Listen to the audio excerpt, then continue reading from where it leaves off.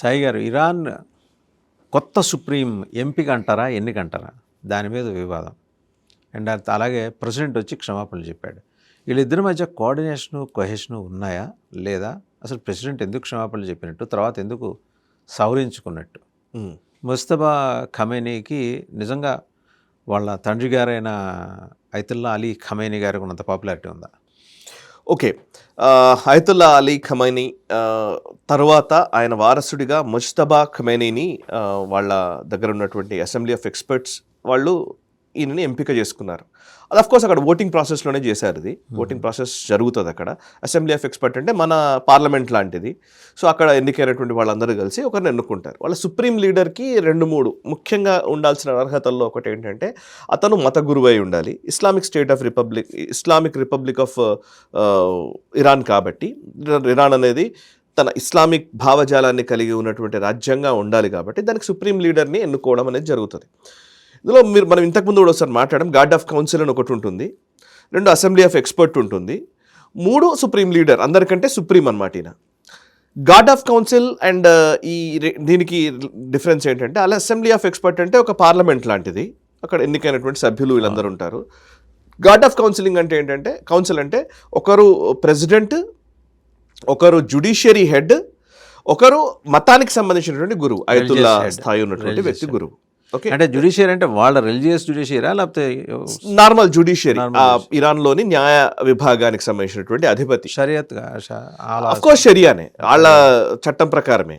So న్యాయ విభాగాధిపతి, ఒకరు president, అధ్యక్షుడు, అండ్ ఇట్స్ ఏంటంటే ఒక మత గురువు. ఈ ముగ్గురు ఉంటారు. రెజా అనే వ్యక్తి, అలీ రెజా అనే వ్యక్తి మత గురువుగా ఉన్నాడు, అండ్ పెజెష్కియన్ ప్రెసిడెంట్గా ఉన్నాడు. ఇంకొక వ్యక్తి జ్యుడిషియరీ హెడ్, గార్డ్ ఆఫ్ కౌన్సిల్లో ఉన్నారు.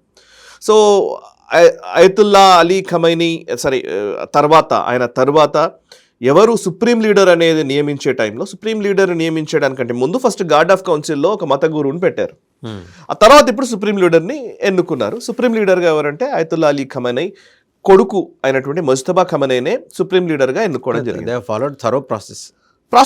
ప్రాసెస్ పర్ఫెక్ట్గానే ఫాలో అయ్యారు. అయితే ఇందులోకి వచ్చినటువంటి చిన్న వివాదం ఏంటంటే, మీరు ఈయనని నియమించారు కదా, ఈయనకి వెస్ట్కి కొన్ని సంబంధాలు ఉన్నాయి, దానివల్ల నిజంగా ఈయన పవర్ఫుల్గా ఉంటాడని గ్యారంటీ ఏంటి అని కొంతమంది అంటున్నారు. ఈ ప్రాసెస్లో కొన్ని లోపాలు ఉన్నాయని కొంతమంది, అంటే ఇండివిజువల్గా కొంతమందిని కలవాలి, ఆయన కలవకుండా ఇండివిజువల్గా కొంతమంది అభిప్రాయాలు సేకరించాలి ఆ ప్రాసెస్లో.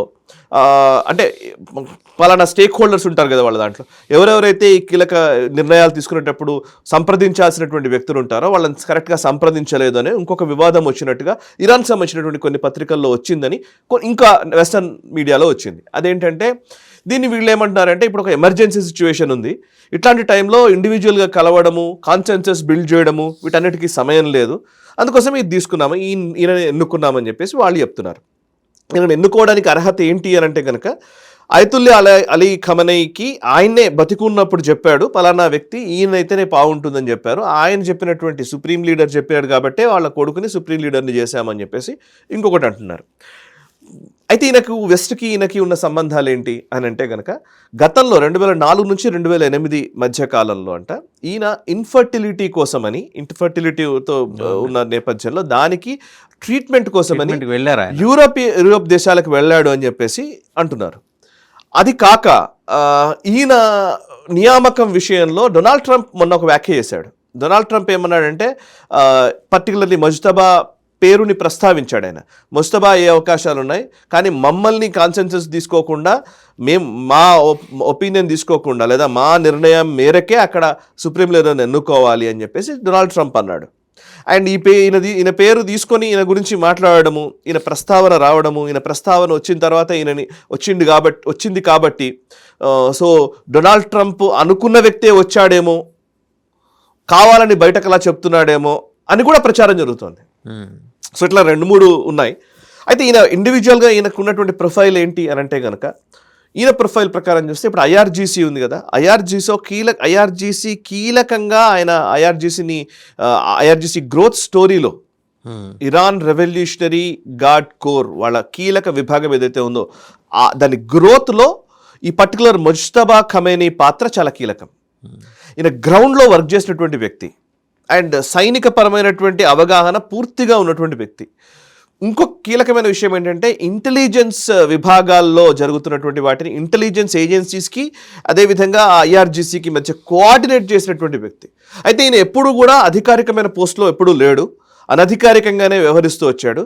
ఆయన ముఖ్యంగా సుప్రీం లీడర్ కొడుకుగానే ఆయనకు ఉన్నటువంటి అధికారాల మేరకు వచ్చాడు. కానీ ఇప్పుడు స్పష్టంగా ఒక పర్టికులర్ అఫీషియల్ పొజిషన్ తీసుకొని ఆయన ఉన్నట్టుగా భావించాలి. ఇప్పుడు ఇది ఎంత జరుగుతూ ఉంటే అసలు యాక్చువల్లీ మన దగ్గర కూడా కొంచెం మొన్న మధ్యనే ఒక చిన్న కన్ఫ్యూజన్తో, అంత కన్ఫ్యూజన్ కూడా కాదు, కావాలని చేసింది అది. ఇరాన్ విషయంలో ఖమైనీ చనిపోతే మోదీ గారు స్పందించలేదు అని చెప్పి మాట్లాడతారు. సో మోదీ గారు స్పందించలేదు అని అంటే బేసిక్ థింగ్ ఇది. నేను ఎందుకు చెప్పానంటే కావాలనే మోదీ గారు ఎందుకు స్పందించారు అని అంటే, మోదీ గారు అధికారికంగా ఒక ప్రధానమంత్రి హోదాలో మన దగ్గర ఉన్నారు. అక్కడ ఆయన ఒక మతపరమైనటువంటి గురువుగానే ఆయన చూస్తాం మనం. ఆయన ప్రెసిడెంట్ అధికారిక హోదాలో ఉన్నటువంటి వ్యక్తి. Pezeshkian is president. ఇప్పుడు ఆ లాస్ట్ టైం ఇబ్రాహీం రైజీ ఉండేది. ఇబ్రాహీం రైజీ చనిపోయినప్పుడు మనం ఇమీడియట్గా రెస్పాండ్ అయ్యారు మోదీ గారు. సో అధికారికంగా ఒక ప్రభుత్వానికి సంబంధించినటువంటి పదవిలో ఉన్నటువంటి వ్యక్తి చనిపోయినప్పుడు రెస్పాండ్ అయ్యేదానికి, ఒక మతపరమైనటువంటి గురువు చనిపోయినప్పుడు రెస్పాండ్ అయ్యేదానికి చాలా డిఫరెన్స్ ఉంటుంది. టెక్నికల్ రీజనే ఇది. అఫ్కోర్స్ అవ్వాలనుకుంటే అయ్యేవాడే, అవద్దు అనుకున్నారు కాబట్టి అవ్వలేదు అనుకుంటే నేను కూడా చెప్తాను. బట్ టెక్నికల్ రీజన్ కూడా ఇందులో ఉంది. సో చాలామంది తెలియకుండా దీన్ని ఏమంటున్నారంటే, ఖమైనీ చనిపోతే ఎందుకు మోదీ గారు మాట్లాడలేదు అని అంటారు. సో అఫ్కోర్స్ ఆయనకు సమవుజ్జిగా ఎవరు ఉంటారు, కౌంటర్ పార్ట్ ఎవరు ఉండాలి అని అంటే ప్రెసిడెంట్, ప్రైమ్ మినిస్టర్, ఈ హోదాలో ఉన్నవాళ్ళు ఉండాలి అనేది. అందుకోసం ఇప్పుడు మన విక్రమ్ మిశ్రీ గారిని పంపించాం మనం, సంతకం పెట్టి వచ్చారు ఆయన ఇరాన్ ఎంబసీకి వెళ్ళి. ఓకే, ఆయన మృతికి సంతాపం తెలుపుతూ సంఘీభావం ప్రకటిస్తూ. సరే, ఇప్పుడు మళ్ళీ ఈ విషయంలోకి వస్తే ఖమనీ తర్వాత ఇప్పుడు ఉన్నటువంటి ఈ ముస్తఫా ఖమనీ ఏం చేయగలడు? ఈయనకు సంబంధించినటువంటి విషయాల్లోకి వస్తే, ఈయన ఐఆర్జీసీలో కీలక పాత్ర వహించినటువంటి వ్యక్తి కాబట్టి, అండ్ ఇంకోవైపు ఇంటెలిజెన్స్ ఏజెన్సీస్ మీద పట్టున్నటువంటి వ్యక్తి, అండ్ మతపరమైనటువంటి అంశాల్లో ఆయన పూర్తి అనుభవం ఏం లేదు. నిజానికి మతపరమైనటువంటి అంశాల్లో అనుభవం లేదు. కానీ అఫ్కోర్స్ ముఖ్యంగా ఈ షియా కమ్యూనిటీకి సంబంధించే మొదటి నుంచి కూడా వాళ్ళు ఏంటంటే వాళ్ళు ఈ వారసత్వానికి ఎక్కువ పెద్దపీట వేస్తారు. ముఖ్యంగా వాళ్ళ మొదటి నుంచి ఆరిజిన్స్లో కూడా మహమ్మద్ ప్రాఫెట్కి సంబంధించిన రక్త సంబంధికులే నడపాలి, ఖలీఫ్ కావాలి అంటే ఇస్లామిక్ రాజ్యాధినేత ఎవరు ఉండాలి అని అంటే ఆయన కుటుంబ సభ్యుల నుంచే రావాలని అనేటువంటి ఒక భావన నుంచి వచ్చింది. సో దీంట్లో వేరే ఏం లేదు, మొత్తం ఆ భావనని బేస్ చేసుకునే ఖమైనీ తర్వాత వారసుడు వచ్చినప్పుడు కూడా ఆయన్నే కావచ్చు అనేది వాళ్ళు నమ్మేటువంటి సిద్ధాంతమే కాబట్టి పెద్ద ప్రాబ్లం లేదు. బట్ అయితే ఎఫిషియన్సీ వైజ్ చూస్తే ఆయన ఇస్లామిక్ అంశాలకు సంబంధించిన ఎఫిషియన్సీతో పోల్చితే ఐఆర్జీసీ కమాండర్గా లేదా ఇక్కడ ఉన్నటువంటి కమాండ్ చేసే విధానాల్లో కానీ మిలిటరీ పరమైనటువంటి అంశాల్లో మాత్రం ఖచ్చితమైన అనుభవాన్ని గడించినటువంటి వ్యక్తి. అండ్ ఇరాన్కి సంబంధించిన న్యూక్లియర్ వెపన్స్ తయారు చేసుకునే విషయంలో ఆయన కీలక పాత్ర వహించారని కూడా తెలుస్తుంది. న్యూక్లియర్ ఎన్రిచ్మెంట్ ప్రోగ్రామ్కి ఆయన కీలకంగా ఆయన వ్యవహరించాడు. ఆయన వల్లనే ఇంత దూరం కూడా వచ్చాయి న్యూక్లియర్ ఎన్రిచ్మెంట్ ప్రోగ్రామ్ అనేది చెప్తున్న విషయం. సో ప్రస్తుతం ఈ పరిస్థితుల్లో మీరు ఇందాక అడిగారు, ప్రెసిడెంట్ అయినటువంటి పెజెష్కియన్ గల్ఫ్ దేశాలకు క్షమాపణలు అడిగాడు. గల్ఫ్ దేశాల మీద దాడి చేయడం కరెక్ట్ కాదు, మేము కూడా చేసేది కాకుండే, బట్ చేశాము. మా పైన జరిగిన దాడికి మేము ప్రతిస్పందనగా మేము చేశాము. కానీ గల్ఫ్ దేశాల మీద మాకేం కోపం లేదు, వాళ్ళతోటి మాకేం వైరం లేదు, వాళ్ళతో మేము కలిసి ఉండాలని అనుకుంటున్నాము, ఒక బ్రదర్లీ నేచర్తోనే మేము ఉండాలనుకుంటున్నాము అని పెజెష్కియన్ చెప్పాడు. చెప్పగానే అందరూ మళ్ళీ ఇరాన్లోనే ఒక విమర్శలు మొదలయ్యాయి. అలా ఎలా చెప్తారు మీరు, అసలు మీ మీద దాడి చేసిన వాళ్ళకి ఆశ్రయం ఇస్తున్నటువంటి వాళ్ళు అదే గల్ఫ్ దేశాలు, సో మిలిటరీ బేస్లు ఉన్నాయి వాళ్ళకి మీరు క్షమాపణలు ఎందుకు చెప్తారనేది ఇంకొక వర్షన్. దానికి కూడా సవరణ ఇచ్చాడు మళ్ళీ అన్నాడు, నన్ను తప్పుగా ఇంటర్ప్రిట్ చేశారు నేను చెప్పేదాన్ని అని చెప్పేసి కూడా ఏదో మాట్లాడాడు. సో అంటే ఈ మొత్తం కాన్ఫ్లిక్ట్స్లో మనకు అర్థమవుతున్న టేక్అవేస్ ఏంటంటే ఇరాన్ కొంత స్మూతెన్ చేయాలనుకుంటోంది వాతావరణాన్ని, వార్ ఇంకాస్త ఎస్కలేట్ చేయాలనుకుంటుందా, అగ్రెసివ్గా ఉంటుందా అంటే మొదట్లో చేసినటువంటి అగ్రెషన్ అదంతా కూడా ఇప్పుడు ఆపేశారు. ఇప్పుడు బాంబింగ్ లేదు గల్ఫ్ దేశాల మీద, ఇప్పుడు అటాక్స్ ఆగిపోయినాయి పూర్తిగా. సో వాళ్ళ మీద రిటాలియేషన్ చేయడమో, వాళ్ళ మీద ఏదో అటాక్ చేయడమో, డ్రోన్స్ చేయడమో ఆపేశారు. బట్ ఇజ్రాయెల్ అండ్ ఇరాన్ అమెరికాతో మాత్రం నడుస్తోంది. అది మేము అసలు ఊరుకునేది లేదు, ట్రంప్ ఖచ్చితంగా దీనికి బదులు చెప్పాల్సి వస్తుంది, ఆ బదులు తీర్చుకుంటాం మేము అని చెప్పేసి మాట్లాడుతున్నారు. బట్ అమెరికా ఏం చేస్తుంది, కుర్ద్ ఫోర్సెస్ని దింపే ప్రయత్నం చేస్తుంది. ఇప్పుడు ఇక్కడ అసలు క్వశ్చన్ ఏంటంటే అన్ని దేశాలకి సుపారీ ఇచ్చే సార్ ఇక్కడ కుర్దు ఫోర్సెస్కి సంబంధించి ఇటు ఇరాన్లో ఉన్న కుర్దులకి, టర్కీలో ఉన్న కుర్దులకి, సిరియాలో ఉన్న కుర్దులు వాళ్ళిద్దరూ ఒక మైండ్ సెట్ తోటి ఉన్నారు. ఇరాన్లో ఉన్న వాళ్ళు ఈ ప్రభుత్వం మీద తిరగబట్టాన్ని వాళ్ళు అంగీకరించట్లేదని ఒక వాదన వస్తుంది. ఖచ్చితంగా అది కూడా ఉంది. ఇప్పుడు అక్కడికే వస్తున్నాను నేను కూడా. కుర్దు ఫోర్స్ అనగానే ఎవరా కుర్దు ఫోర్స్ అనేది కూడా క్వశ్చన్ ఉంది. అంటే కొన్ని ఫ్యాక్షన్స్ ఏమో ఇరాన్ పైన దాడి చేయడానికి సిద్ధంగా ఉన్నాయి, కొన్ని ఫ్యాక్షన్స్ ఏమో అసలు ఒప్పుకోవట్లేదు. వాళ్ళు మాకు దేశం ఏర్పరచండి అదే చాలు అని వాళ్ళు అంటున్నారు. సో ఇక్కడ కాన్ఫ్లిక్ట్ నడుస్తోంది ఇంకా. మీరు అన్నట్టుగా కరెక్ట్. అంటే ఎవరైతే మనీ డబ్బుల కోసము లేకపోతే అమెరికన్ డాలర్స్ కోసము వెంపర్లాడుతున్న వాళ్ళే ఇదంతా చేస్తున్నారనే భావన కూడా బిల్డ్ చేస్తున్నారు. But what ever it may be, ఒక ఫ్యాక్షన్ అయితే ఇరాన్ మీద అటాక్ చేయడానికి సిద్ధమవుతోంది. ఆ ఫ్యాక్షన్ ఒకవైపు ఉంది, ఇంకోవైపు ఈవెన్ పాకిస్తాన్ మీద కూడా ఒత్తిడి పెరుగుతోందని వింటున్నాను నేను. సౌదీ అరేబియా నుంచి లేకపోతే మిగతా ముఖ్యంగా సౌదీ అరేబియా కంటే కూడా అమెరికన్ ఇంట్రెస్ట్లతోటి పెరిగే అవకాశం ఉంటుంది. ఇరాన్ని కంట్రోల్ చేయాలంటే ఇప్పుడు ఇరాన్ ఏమైందండి, ఇప్పుడు ఏం జరిగింది? ఖమేనీ చచ్చిపోయాడు. ఖమేనీ తర్వాత ఇంకో కొత్త నాయకుడు వచ్చాడు, కొత్త ఎస్టాబ్లిష్మెంట్ వచ్చింది. మీరు చంపితే మహా అయితే 100-200 మందిని చంపేసి ఉంటారు కీలకమైన నాయకులు. కోర్స్ మిగతా జనాలతో పోల్చితే కీలకమైన నాయకులు 40-50 మంది మేజర్ వాళ్ళందరూ చచ్చిపోయారు. కొత్త ఎస్టాబ్లిష్మెంట్, కొత్త వాతావరణము, కొత్త మనుషులు, మళ్ళీ అదే నడుస్తుంది. అంటే మీరన్న ఐడియా ఆఫ్ దట్ ఇరాన్ ఏం మారింది? దాన్ని మార్చలేకపోయింది అమెరికా మార్చలేకపోయింది. అది వెరీ ట్రూ అది కదా, అది మార్చలేకపోయారు. సో మీరు అనుకుంటున్నటువంటి మీ అబ్జెక్టివ్ ఏదైతే ఉందో, మీ లక్ష్యం ఏదైతే ఉందో, ఆ లక్ష్యం ఇంకా నెరవేరలేదు సార్. బూట్స్ ఆన్ గ్రౌండ్ వాళ్ళు రాలేరు, వస్తే ఫెయిల్ అయిపోతారు. అదే కదా ఇప్పుడు అనుభవాలు ఉన్నాయి. అంటే దానికి ప్రత్యామ్నాయాలు వెతుకుతున్నారు. ఇప్పుడు అమెరికా కూడా ఏం చేస్తుంది, కుర్దుల చేత తిరుగుబాటు చేయించడం. ఎగ్జాక్ట్లీ. అండ్ వాళ్ళు ప్లాంట్ చేసిన సిరియా ప్రెసిడెంట్ ఉన్నాడు, వాడిని పంపించడం. డిఫెన్స్ ఎక్స్పర్ట్స్ చెప్తుంది ఏంటంటే, టామ్ కూపర్ కావచ్చు, మెహదీ హసన్ కావచ్చు, చాలా మంది డిఫెన్స్ ఎక్స్పర్ట్స్ ఏం చెప్తున్నారంటే, అసలు డొనాల్డ్ ట్రంప్ ఎగ్జిట్ లేకుండా ఎంటర్ అయ్యాడని, అది ఎగ్జిట్ ప్లాన్ లేకుండా ఎంటర్ అయ్యాడని. నిజంగా ఇది ఎప్పుడు కనబడలే. ఇరాక్ విషయంలో అది లేదు, సిరియా విషయంలో అట్లా చేయలేదు, ఈవెన్ ఆఫ్ఘనిస్తాన్ విషయంలో అది చేయలేదు. ఆఫ్ఘనిస్తాన్ విషయంలో వాళ్ళు అనుకుంటున్న ఆబ్జెక్టివ్ ఏముండింది? అసలు ఒసామా బిన్ లాడెన్ని వేసేయడము, లేకపోతే అల్ ఖైదాని డిస్మాంటిల్ చేయడము, అదే ఫస్ట్ వాళ్ళు పెట్టుకున్నది. కానీ అది చేయాలంటే ఆఫ్ఘనిస్తాన్లో గ్రౌండ్ మీద కాలు పెట్టాలనంటే మాకు తాలిబాన్లు చాలా దారుణము, నరరూప రాక్షసులు అనేది క్రియేట్ చేశారు. సో ఇది యాక్చువల్లీ వాళ్ళ లక్ష్యం. అల్ ఖైదా ఫస్ట్ లక్ష్యం ఉండింది, దానికి అక్కడ ఉన్న రెజీమ్ సపోర్ట్ చేస్తుంది కాబట్టి రెజీమ్ని రాక్షసులుగా చూపించే ఒక ప్రయత్నం జరిగింది, దాంట్లో సక్సెస్ అయ్యారు. ఆ తర్వాత అల్ ఖైదాని కొంత చేయగలిగారు. అల్ ఖైదాని అక్కడ ఎవరైతే కొంతమంది చంపేయగలిగారో అవన్నీ చేశారో, అయిపోయింది. అక్కడ నుంచి ఐసిస్ పుట్టింది, మళ్ళీ వేరే ఇంకొక ఫ్యాక్షన్ పుట్టింది, అది మళ్ళీ ఇంకొక ప్రాబ్లంగా మారింది. ఇప్పుడు ఇరాక్ విషయంలో కూడా అదే. సద్దాం హుసేన్ని weapons of mass destruction create చేసుకున్నాడు, కెమికల్ వెపన్స్, బయాలజికల్ వెపన్స్ ఇవన్నీ పెట్టుకున్నాడు అని చెప్పేసి ఆ ఒక నెపాన్ని బేస్ చేసుకుని వచ్చేసారు, కొట్టారు, సద్దాం హుసేన్ ఎలిమినేట్ చేశారు. ఆ ఇరాక్లో ఇప్పుడు అక్కడ ఆ ఫోర్సెస్ ఎవరైతే సద్దాం హుసేన్ ఫోర్స్లో ఉన్నటువంటి వాళ్ళే తర్వాత ఐసిస్లోకి వచ్చారు. వాళ్ళు మళ్ళీ ఇంకో ఫ్యాక్షన్గా మారారు అంతే. సిరియాలో కూడా అదే జరిగింది కదా, బషర్ అల్ అసాద్ని తీసేశారు, అయిపోయారు. అట్లీస్ట్ కొన్ని ఆబ్జెక్టివ్స్ అయితే అచీవ్ చేయగలిగింది, పూర్తిగా చేయకపోవచ్చు. ఎవరైతే అనుకున్నటువంటి రెజీమ్ చేంజ్ ఆపరేషన్స్ చేయగలిగారు. ఇప్పుడు ఇరాన్లో ఖమేనీని చంపేశారు, అయిపోయింది. కానీ ఖమేనీ చంపడంతో నిజానికి అనుకున్న ఆబ్జెక్టివ్ నెరవేరట్లేదు వాళ్ళకి. సో ఆ ప్రశ్నలన్నీ కంటిన్యూ అవుతున్న టైంలోనే ఆ అన్రెస్ట్ని అలాగే కొనసాగించాలని అనుకుంటున్నారా? ఇది అసలు ప్రశ్న. ఇప్పుడు గల్ఫ్ నేషన్స్ ఉన్నాయి, గల్ఫ్ నేషన్స్ మీద దాడి చేశారు, మొన్నటిదాకా అయింది. ఇప్పుడు సరే ప్రెసిడెంట్ చెప్తున్నాడు, పెజెష్కియన్ చెప్తున్నాడు, ఇరాన్ ప్రెసిడెంట్ ఏమంటున్నాడు, లేదా మేము దాడి చేసింది తప్పు అయిపోయింది, ఇప్పుడు మళ్ళీ ఇంకోసారి దాడి చేయంలేండి అన్నట్టుగా మాట్లాడుతున్నాడు. ఇప్పుడు సమస్య పోయిందా? సమస్య పోయినట్లయితే కనుక మళ్ళీ వీళ్ళు కుర్దు ఫోర్సెస్ని ఎందుకు పంపిస్తున్నారు? అండ్ సౌదీ పాకిస్తాన్ ఎందుకు అడుగుతోంది మీరు వెళ్ళి చేయాలని చెప్పి? అంతా ఉంది కదా ఇది. సో పాకిస్తాన్ కూడా ఇప్పుడు డాలర్స్ కావాలి. ఇప్పుడు పాకిస్తాన్కి ఈ ఇరాన్ నుంచి వాళ్ళకి డబ్బులు కావాలి. ఒకవేళ వచ్చాడు అనుకోండి, అమెరికాకి ఏం సమాధానం చెప్పుకుంటాడు మునీర్? సమాధానం లేదు.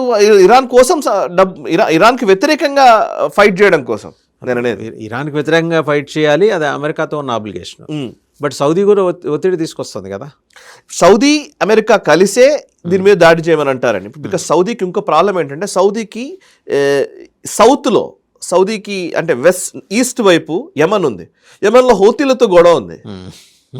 సౌదీ కూడా అవసరం ఉంది ఇప్పుడు ఇరాన్ ఇంకా కంట్రోల్ చేయడం. ఓకే, సో యమన్లో ఉన్నటువంటి హౌతీలు సౌదీని ఇబ్బంది పెడుతూ ఉంటారు. బట్ సాటి ఇస్లామిక్ నేషన్ మీద పాకిస్తాన్ వెళ్తుందా? సాటి ఇస్లామిక్ నేషనే కదా ఆఫ్ఘనిస్తాన్ మీద వెళ్ళింది కదా, తాలిబాన్ల మీద దాడి చేసేటప్పుడు అమెరికాకి సపోర్ట్ చేసింది ఎవరు? అది వాళ్ళ దేశానికి సంబంధించి. ఇప్పుడు ఇది పరాయి దేశానికి వెళ్ళి ఎందుకు చేయాలనే ప్రశ్న. తాలిబాన్ల మీద దాడి చేసినప్పుడు వీళ్ళే కదా సపోర్ట్ చేసింది మొత్తం పాకిస్తాన్ కదా. పాకిస్తాన్ ఎయిర్ బేస్లను వాడుకునే కదా వీళ్ళు తాలిబాన్ల మీద బాంబార్డింగ్ చేశారు అమెరికా. సో పాకిస్తాన్కి ఇస్లామిక్ దేశం కాబట్టి వెళ్ళకూడదు అనేది పాకిస్తాన్కి ఉన్నటువంటి ఒక పెద్ద మోరాలిటీ అసలు ఏం లేదు పాకిస్తాన్కి. పాకిస్తాన్ ఇవాళ ఎవరి మీదైనా సరే ఇప్పుడు బేసికలీ పాకిస్తాన్ నీడ్స్ మనీ. పాకిస్తాన్కి డబ్బులు కావాలి. వాళ్ళు ఏం చెప్తారంటే మహా అయితే నిజంగానే ఇప్పుడు ఇట్లాంటి పరిస్థితుల్లో మీరు అడిగారు కదా పాకిస్తాన్ అసలు ఒక ఇస్లామిక్ నేషన్ మీద దాడి చేయగలదా అని అంటే కనుక తాలిబాన్ల మీద చేశారు కదా అని నేను ఇందాక ఇమీడియట్గా వేశాను. రెండోది ఏంటంటే ఇంకో ప్రాబ్లం ఏముంది, ఇరాన్ నుంచి ఒక దాడి జరిగింది అని అంటారు, వాడి మీద వాడే ఓ మిజైల్ వేసుకుంటాడు, బాంబ్ బ్లాస్ట్ చేస్తాడు, ఇంకోటి ఏదో చేస్తాడు. సో ఈ IRGC చేసింది అని అంటాడు. రీజన్ దొరుకుతుంది కదా, ఒక రీజన్ పెద్ద కష్టం కాదు వాళ్ళకి. పాకిస్తాన్కి రీజన్ కావడం అనేది పెద్ద కష్టం కాదు, ISI చేస్తుంది. బట్ IRGCని ఇంకొక పాయింట్ కూడా ఉంది ఇక్కడ, ఇంకొక పాయింట్ కూడా ఉంది. ఇప్పుడు షియా నేషన్ ఇరాన్. సో ఇప్పుడు దాంట్లో వాళ్ళు ఇస్లాంలోనే నేను షియా దేశం మీద దాడి చేస్తానంటే ఇప్పుడు ఈ లష్కర్-ఏ తాయిబాలు, జైషే మొహమ్మద్లు ఇవన్నీ సున్నీ ఎస్టాబ్లిష్మెంట్స్. సో వాళ్ళు హ్యాపీగా సపోర్ట్ చేస్తారు. దాంట్లో ఉన్నటువంటి ఆ సున్నీ మెజారిటీ పాకిస్తాన్ ఎస్టాబ్లిష్మెంట్లో ఉన్న వాళ్ళందరూ కూడా దాన్ని సపోర్ట్ చేస్తారు. ఓకే, ఎందుకంటే షియా మసీదులను టార్గెట్ చేసుకుని ఈ దాడులు చేస్తున్నారు కదా. షియా మసీదులు పాకిస్తాన్లో ఉన్న షియా మసీదులు టార్గెట్ చేసుకునే కదా బాంబ్ బ్లాస్ట్ చాలా జరిగినాయి. సో అంటే ఏదైనా మార్చగలరు. అంటే ఇప్పుడు బేసికలీ మనం మొదటి నుంచి మాట్లాడుకుంటుంది ఇప్పుడు ప్రతి దేశానికి కూడా అండి, దేశంలో ఒక ఆర్మ్డ్ ఫోర్సెస్ అనేవి ఎస్టాబ్లిష్మెంట్కి అనుగుణంగా ఉండేటివి ఒకటైతే దానికి పక్కన ఉండేటువంటి ఆర్మ్డ్ ఫోర్సెస్ కూడా కొన్ని జోడించబడ్డాయి. ఇప్పుడు ఫర్ ఎగ్జాంపుల్ రష్యా ఉందనుకోండి, రష్యా ఉక్రెయిన్లో దాడి చేసేటప్పుడు ఉక్రెయిన్ మీద రష్యా డైరెక్ట్ యుద్ధం చేస్తూ డైరెక్ట్గా ఆర్మ్ ఫోర్సెస్ తోటి దాడి చేసింది ఒకటైతే, ఇంకొక గ్రూప్ ఉంది వాగ్నర్ గ్రూప్ అని. వాగ్నర్ గ్రూప్ ఏంటంటే రష్యా నుంచి మనీ తీసుకొని ఈ పర్టికులర్ ఇది ప్రైవేట్ ఆర్మీ ఇది, వీళ్ళు ఏంటంటే వీళ్ళు రష్యా నుంచి డబ్బులు తీసుకొని వీళ్ళు ఉక్రెయిన్ మీద దాడి చేసిన వాళ్ళు. వాగ్నర్ గ్రూప్ని ఒకటి తయారు చేసి పెట్టుకున్నారు.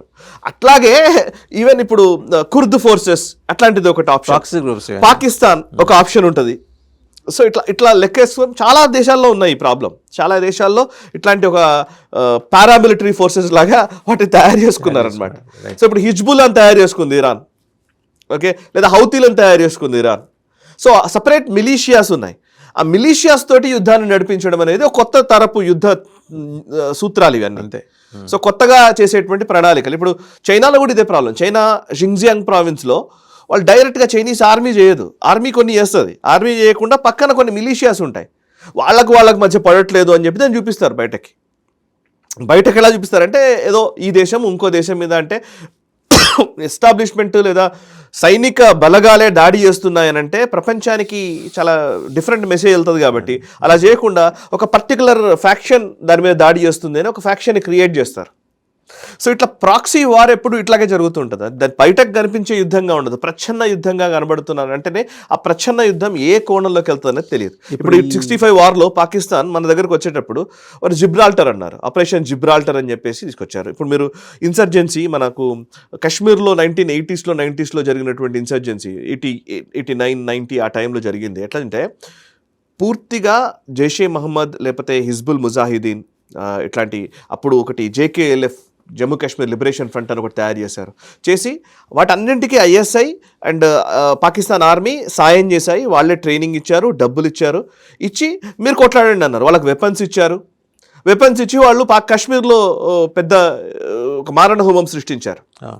JKLF అదే కదా, JKLF, హిజ్బుల్ లేకపోతే జైషే మహమ్మద్ సంబంధించిన టెర్రరిస్టులు, హిజ్బుల్ ముజాహిదీన్, రకరకాల పేర్లు వస్తాయి, కొత్త పేర్లు వస్తాయి. బయటకి మౌల్వీలు వీళ్ళంతా మళ్ళా మీరు మౌలానా మసూద్ అజర్, మౌలానా పాకిస్తాన్ ఇస్లాంకి సంబంధించినటువంటి ఒక మత గురువు మౌలానా అనే మాట, మౌల్వీలు వీళ్ళు ఏం చేస్తారు, బయటకు ఏం చెప్తారు, మేము ఇస్లాంకు ఉమ్మాని మేము ప్రొటెక్ట్ చేయడం కోసం చేస్తున్నామని బయటకు చెప్తారు. కానీ ఆ పేరిట జరుగుతున్నటువంటి మారణ హోమానికి జరిగేదంతా కూడా పొలిటికల్ ఇంట్రెస్ట్లు ఉంటాయి. ప్రభుత్వాల పొలిటికల్ ఇంట్రెస్ట్లకి అనుగుణంగా వీళ్ళు పనిచేస్తూ ఉంటారు.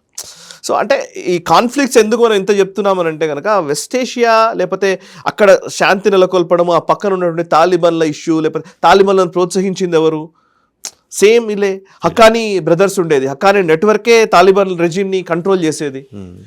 ఓకే, పాకిస్తాన్ ఎలా చేసేదంటే, పాకిస్తాన్ మొదటి నుంచి వాళ్ళు చేసే పని చెప్తాను నేను, ఒక 20-30 ఇయర్స్ నుంచి వాళ్ళు చేసిన పని ఏంటంటే, అమెరికా నుంచి డాలర్స్గా తీసుకుంటారు, తీసుకొని ఇక్కడ ముజాహిదీన్లను ప్రొడ్యూస్ చేస్తారు. ప్రొడ్యూస్ చేసి తాలిబాన్లకు వ్యతిరేకంగా పోరాడేలాగా చేసేది వాళ్ళే. తాలిబాన్లను తయారు చేసేది వాళ్ళే. అటు ఆఫ్ఘనిస్తాన్కి వ్యతిరేకంగా చేస్తారు, డబ్బులు తీసుకొని వాళ్ళకి ఆఫ్ఘనిస్తాన్కి వ్యతిరేకంగా పనిచేసిన వాళ్ళు వీళ్ళే. నిజానికి ఆఫ్ఘనిస్తాన్కి సంబంధించిన అనుపానులు చెప్పడము, మిలిటరీ బేసులు చెప్పడము, అక్కడ నెట్వర్క్స్ క్రియేట్ చేయడము, సిఐఏకి నెట్వర్క్స్ క్రియేట్ చేసింది ఐఎస్ఐ. ఓకే, సిఐకి అసెట్స్ ఐఎస్ఐ వాళ్ళే, ఎట్ ద సేమ్ టైం తాలిబాన్లకు అసెట్స్ వీళ్ళే. సో రెండు రకాలుగా మాట్లాడతారనమాట. సో ఇప్పుడు జరుగుతున్నటువంటి ఈ కాన్ఫ్లిక్ట్లో కూడా, ఇప్పుడు ఈ కాన్ఫ్లిక్ట్లో నుంచి ఎలా మనం డబ్బులు చేసుకోవచ్చు అని పాకిస్తాన్ ఆలోచిస్తూ ఉంటుంది 100%. అందులో భాగంగానే ఇదంతా చేసేది. మనం మనలాంటి దేశం ఏం చేస్తుందంటే, ఇప్పుడు ఇట్లాంటి టైంలో మనం చేయాల్సింది, ఇప్పుడు ఆ పాకిస్తాన్ ఏం చేసినా లేకపోతే ఇంకోరు ఏం చేసినా మనం ఖచ్చితంగా అబ్జర్వ్ చేస్తున్నాం, మనం చూస్తున్నాం. మన ఇంట్రెస్ట్లను మనం కూడా ప్రిజర్వ్ చేసుకుంటాం. మనమేం ఊరికే వదిలేసేది లేదు, ఇంతకు ముందులాగా ఇప్పుడు లేదు, నేను 100% చెప్పగలను. సో ఇప్పుడు మనం ఏం చేస్తాం, సౌదీ కానీ లేకపోతే ఈ యుఏఈ కానీ ఈ దేశాలతోటి మనము సంబంధాలు నడుపుతూ ఉన్నాం. ఇప్పుడు యుఏఈకి మేబీ మనం ఆకాశ్ తీర్ లాంటివి వాళ్ళకి ఇవ్వచ్చేమో. థర్డ్ నిజంగా ఇప్పుడు ఫెయిల్ అయిపోయింది ఒక రకంగా చెప్పాలంటే. థర్డ్ టూ ఎక్స్పెన్సివ్ అయిపోయింది వాళ్ళ air defence system. Too expensive అయినటువంటి థర్డ్ని రీప్లేస్ చేయడానికి ఏమన్నా ఆలోచిస్తాయి ఆ దేశాలు. ఇప్పుడు మొన్ననే మనం సుదర్శన్ చక్ర అన్నాం మనం, లేకపోతే ఆకాశ్ తీర్ అన్నాం మనం, మన ఎయిర్ డిఫెన్స్ సిస్టమ్ ఉన్నాయి. ఈ సిస్టమ్స్ని మనము వేరే దేశాలకు ఇవ్వచ్చు. ఇప్పుడు మనం ఆపరేషన్ సింధూర్తో కంపేర్ చేస్తున్నారు చాలామంది. వారం రోజుల యుద్ధం జరుగుతోంది కదా, ఈ టైంలో ఎక్స్పోజ్ అయిపోయింది గల్ఫ్ దేశాలకు ఉన్నటువంటి ఎయిర్ డిఫెన్స్ ఏంటి, లేకపోతే అమెరికాకు ఉన్నటువంటి ఎయిర్ డిఫెన్స్ ఏంటి, ఎక్స్పోజ్ అయిపోయినాయి పూర్తిగా. అసలు ఎక్కడున్నారు వాళ్ళు, మనం ఎక్కడున్నాం. ఇందులో ఎగ్జాక్ట్లీ. రైట్ సాయి గారు, థాంక్యూ. రైట్.